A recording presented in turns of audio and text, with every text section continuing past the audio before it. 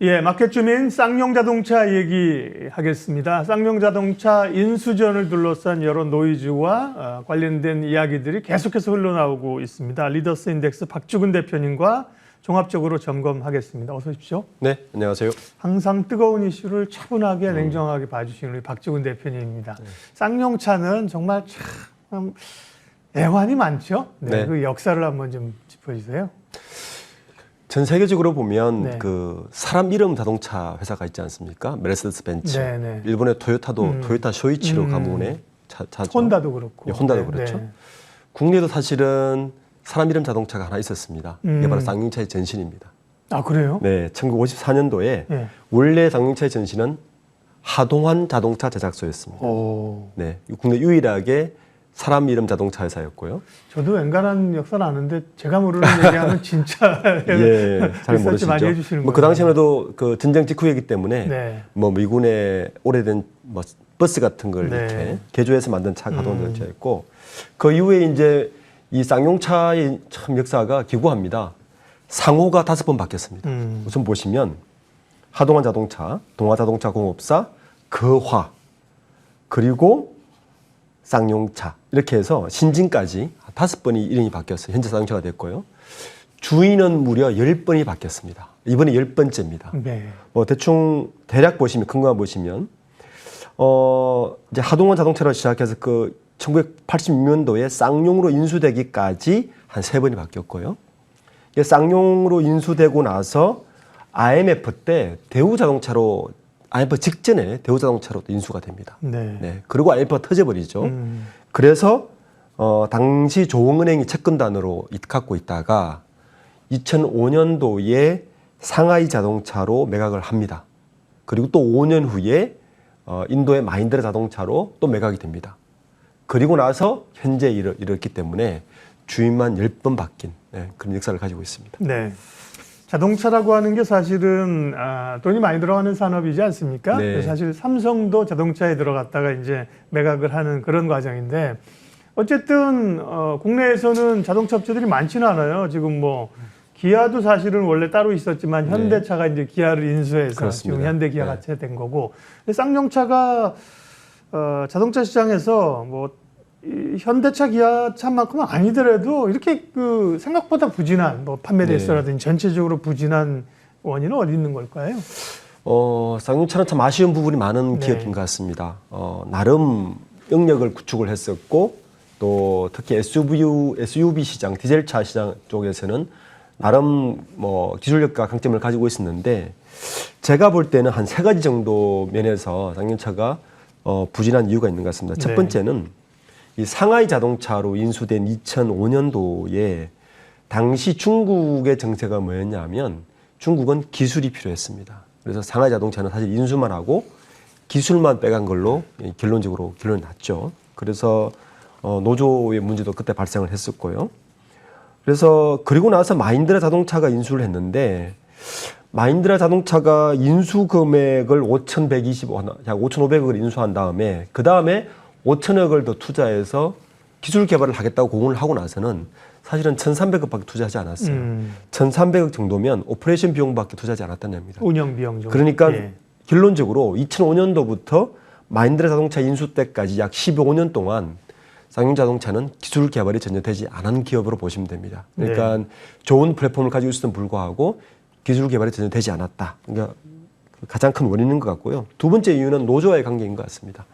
2009년도에 구조조정을 심하게 하면서 굉장히 노조 문제가 심해졌었죠. 옥상 투쟁부터 시작해서 여러 가지 있었고, 2018년도에 복직됐지만은 여전히 노조와의 문제가 잠재적으로 안고 있는 게 또 하나 문제고요.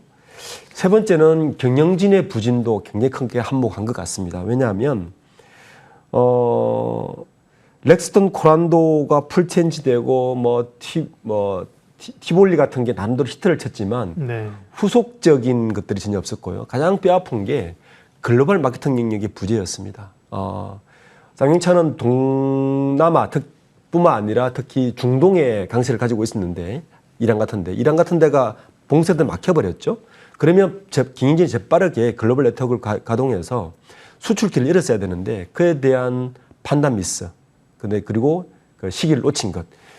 그러니까 기술 개발, 노조, 경영진의 부진 세 가지가 겹치면서 좋은 플랫폼을 가지고 있음에도 불구하고 쌍용차가 부진의 뱃에 빠지지 못한 것 같습니다. 네. 그러면 이제 쌍용차 인수전과 관련된 시장에서 더 궁금해하는 이야기로 방향을 더 들어가 보도록 하겠습니다.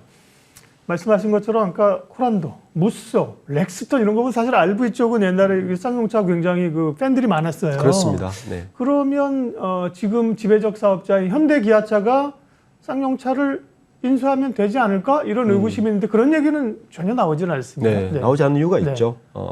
우선 아까도 초대 말씀하셨지만 네. 현대차는 기아차를 인수한 기업이고 그렇지 않아도 국내 독점적 사업권을 가지고 있습니다. 네. 예, 공정거래위나 독점적 사업권을 가지고 있으면 좋은 것 같기도 하지만 사실은 반대급부로 제재가 굉장히 심합니다. 그러니까 현대기아차가 쌍용차까지 인수했을 때는 시장에서나 정부에서도 그렇게 반길 일은 사실 아닙니다.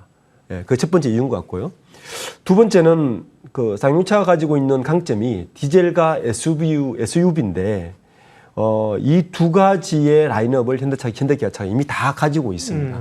물론 방금 말씀하신 것 같이 코란도, 뭐 렉스턴 같은 약간 그리고 최근에 우리 픽업 트럭 시장이라 그러죠. 코란도 스포츠 같은 거는 나름대로 시장을 가지고 있지만 그 시장의 크기나 이런 거 봤을 때 현대차 입장에서 그렇게 매력적이지 않다는 게 있고 마지막으로는 최근에 자동차 트렌드가 이런 뭐 SUV, 디젤 이런 것보다는 친환경 전기차로 빠르게 이제 변화되고 있기 때문에 이런 부분에서도 굳이 현대기아차가 쌍용차를 인수해서 그 여러 가지 리스크를 안고 할 필요는 없다 이렇게 판단하고 있는 것 같습니다. 네. 그래서 어떻게 보면 자동차를 하지 않는 비자동차 기업들이 쌍용차 인수전에 지금 뛰어들었다는 건데요. 물론 에디슨 모터스는 뭐 전기차 쪽에 있긴 합니다만 에디슨 모터스는 여러 자본과 그 대금을 납입하지 못해서 사실은 이제 탈락했다고 봐야 될 거고요. 거죠. 네. 예. 뭐 에디슨 모터스는 추가적으로 매각하는 거 멈춰달라 이러지만 사실 탈락했다고 봐야 되겠고요.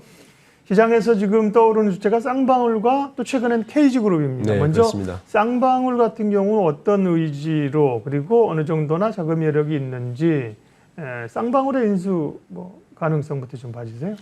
네, 쌍방울 그룹이라고 하지만 사실은 메인은 광림이죠. 네, 광림. 특장차. 네, 특장차죠. 뭐 우리가 이 자리에서 한번 거론했지만 이스탄공 M&A 시장 나왔을 때도 쌍방울 그룹이 한번 맞아요. 손을 댔었죠. 네. 그때도 광림을 통해서 뭐 특장차로 더 해보겠다는 건데 사실은 이 그룹은 자금이 그렇게 많지는 않습니다. 우선 쌍용차 자동차를 인수하려면은 인수 자금만 4천억, 5천억, 4천억인데 공익부채 3천억 그리고 운용 자금 3천억 합치면 그 1조가 필요하거든요. 근데 쌍방울 그룹은 일단 자금 자체가 굉장히 부족하고요.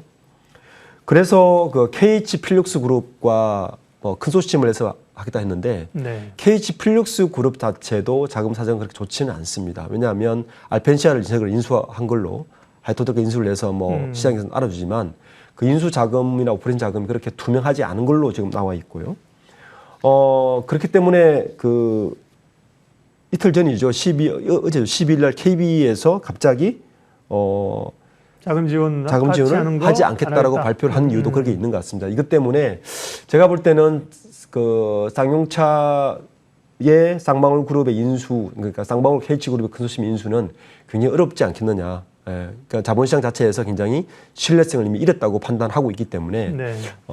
인수 자금을 떠나서도 굉장히 신뢰성 문제에 금이가 있어서 그리고 특히 이제 쌍방울 그룹은 에디슨 모터스와 비슷하게 이런 루머를 흘림으로써 주가 부양에 대한 루머도 굉장히 빠르게 흐르고 있거든요. 이미 시장에서는 에디슨 모터스에 한번 돼 있지 않습니까? 네. 그렇기 때문에 쌍방울과 KH그룹은 이런 부분에 대한 신뢰성도 지금 확보하지 못하고 있는 상태라서 현재 KB증권에서 그렇게 자금을 인수하지 못하겠다라고 뺀 것 같습니다. 네.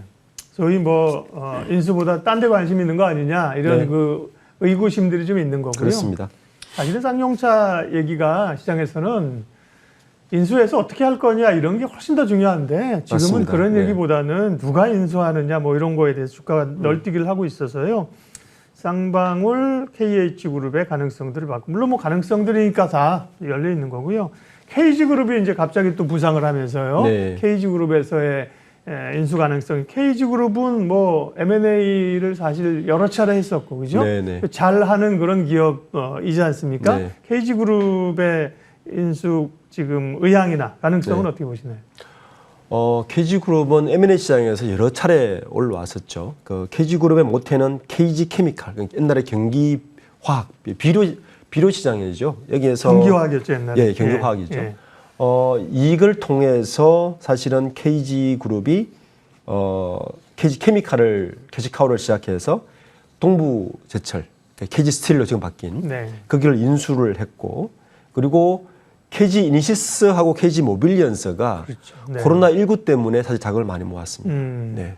그리고 KG ETS라고 해서 우리가 지금 최근에 뜨고 있는 환경 쪽. 네. 그 환경 쪽인데 사실은 폐기물 시장, 네. 네, 폐기물 시장에서 이 5개 기업이 사실 메인 기업인데 캐시카우의 핵심은 KG케미칼과 KG 이니시스입니다. KG 이니시스가 모빌리언스를 지배하고 있기 때문에 현재 자금력은 시장에서는 어느 정도 충분하다고 봅니다. 왜냐하면 KG케미칼이 현재 그 사업 보고서를 보시면 현금성 자산이 3,600억 정도 있고요. 그 다음에 KG 이니시스와 KG ETS를 매각한 그 사업부를 매각한 쪽에 한 5천억 정도 있기 때문에 자금력은 충분하다고 보고 있는데 문제는 어떤 시너지가 있을까? 방금 말씀하신 것 같이 KG그룹이 자동차를 인수했을 때 과연 우리나라 산업이나 어떤 있을까라고 보면 굳이 그 시너지를 볼 수 있는 건 KG 스틸밖에 없거든요. 예, 뭐 자동차의 강판을 다하고 있기 때문에 그 소폭이고 나머지는 KG그룹의 문어발식 확장이 있지 않느냐라는 것도 사실 의구심이 드는 부분 중 하나입니다. 네. ETS 같은 경우는 샀다가 얼마 전에 팔았거든요. 네, 이제 산 그렇습니다. 가격보다도 더 높은 가격에. 그러니까 잘 팔았죠. 이제 네. 좋은 좀 싸게 인수해서 네. 정상화시켜서 파는. 그러니까요. KG는 쌍용차를 인수할 자금력이나 이런 거는 충분하다는 평가인데 네. 다만 KG에서 정말 인수 의지가 그렇게 강할까? 저도 개인적으로. 그리고 그동안에 인수했던 거랑은 좀 사실은 결이나 다르죠. 격이 좀 다르거든요. 쌍용차는. 그리고 제가 볼 때는 네. 어느 특정 그룹이 최근 한 10년 사이에 네. 굉장히 거물급들을 많이 M&A 했을 때는 좀 리스크가 상존합니다. 네, 그런 것 부분도 좀 봐주시면 좋을 것 같습니다. 네. 뭐 노조나 이런 얘기는 구조조정 얘기는 아까도 좀 해서 좀 넘어가고요. 그러면 쌍용차가 지금은 계속해서 이렇게 뭐 주인이 계속 바뀌고 그 다음에 노이즈가 있으면서 판매도 계속 줄어들고 뭐 시장 상황은 점점 안 좋아지겠는데 지금 현황은 어떻습니까? 작년은 되게 안 좋았습니다. 네. 작년에 총 판매 대수가 8만 대였는데 네. 그중 내수가 5만 6천 대였고 네. 수출이 2만 8천 대였거든요. 이게 어느 수치냐 하면은 2020년하고 비교했을 때 2020년에 10만 7천 대를 팔았으니까 21% 준 겁니다. 근데 최근의 상황은 또 나쁘진 않아요. 3월 거를 보면 3월에 내수를 5천 대, 수출을 3,400대를 해서 8천 대를 팔았는데 요거는 전년 동월 대비 한 20% 증가한 수치입니다. 그러니까 조금 회복되고 있다고 봐야 되는 거고요. 그렇지만 역시 그 경영 상황은 여전히 좋지 않습니다. 지금 보시면 2019년도에 매출 3조 6천억의 적자 봤죠. 2020년도에 2조 9천억의 적자 400억 봤죠. 작년에도 2조 4천억의 적자를 봤습니다. 그러니까 매출이 빠르게 줄고 있고요. 그 지속되는 영업 적자이기 때문에 산업은행에서 계속 갖고 있기는 부담스럽고 그래서 빨리 주인을 바뀌어서 네. 경영 정상화를 시키려고 하고 있는 것 같습니다. 국가 경제나 관련된 그 직원들 지역 경제를 봐서라도 네. 그렇죠. 건강하게 살아주는 게 매우 맞습니다. 좋죠. 그러나 네네. 갈 길이 참 멀고요. 지금 모든 자동차 회사들이 뭐 전기차, 수소차, 친환경차로 가지 않습니까? 네. 그런 데 대한 투자도 해야 되는데 쌍용차 두 가지로 좀 마무리하겠습니다. 쌍용차가 이제 좀 살기 위해서는 누가 인수하느냐도 중요하지만 어떤 것들이 좀 해결하고 가야 건강하게 인수하고 갈까? 그거와 함께 지금 명확하지 않은데도 이제 관련 주가가 널뛰기를 하면서 투자자들은 또 사실 혹하긴 하거든요. 네. 하루에 막 오르니까 투자자 입장에서는 어떻게 좀 생각하고 대응하면 될까요? 우선 쌍용차의 가장 큰 문제점은 그 지난 10년간 그 상하이 자동차와 인도 마힌드라 자동차가 인수하면서 자체 R&D력을 너무 많이 잃었습니다. 네. 그러니까 이게 회복이 커서 누가 인수하든 간에 이거에 대한 회복은 필요하고요. 그렇지만 그 글로벌적으로 보면 우리가 볼보 자동차나 제규어를 인수한 기업들을 보면 잘 만들었거든요. 예. 잘 그 환골탈퇴했습니다. 이 정도 가능하기 때문에 어떤 기업이 인수하는 것에 따라서 전혀 다른 양상이 되기 때문에 그게 그 다르겠지만 중요한 건 그 R&D에 맞는 투자를 해야 될 필요가 있다. 그리고 전기차 시장이 어떻게 확보할 것인가. 요게 가장 큰 이제 관심 사항이고요. 그리고 마지막으로 이제 그 투자자들의 입장에서 봤을 때는 저는 성자의 저주의 부분에 대해서 굉장히 주의 깊게 봐야 된다. 이게 인수 금액만 중요한 게 아니고요. 아까 말씀드렸지만 한 1조 가량이 필요합니다. 인수 금액뿐만 아니라 운영 자금이 한 3천억 들고 제가 방금 드린 말씀처럼 R&D 비용이 상당히 많이 들어가야 되거든요. 이 두 개의 자금을 충분히 감당할 수 있고 그런 경영적 마인드를 그 의지를 가진 곳이 인수하는가에 따라서 그 기업에 대해서 좀 주의 깊게 보고 투자를 결정하는 게 저는 맞는 것 같습니다. 예, 마켓 주민 오늘은 쌍용차 인수전을 둘러싼 여러 이야기들 리더스 인덱스 박주근 대표님과 함께했습니다. 고맙습니다. 네, 감사합니다.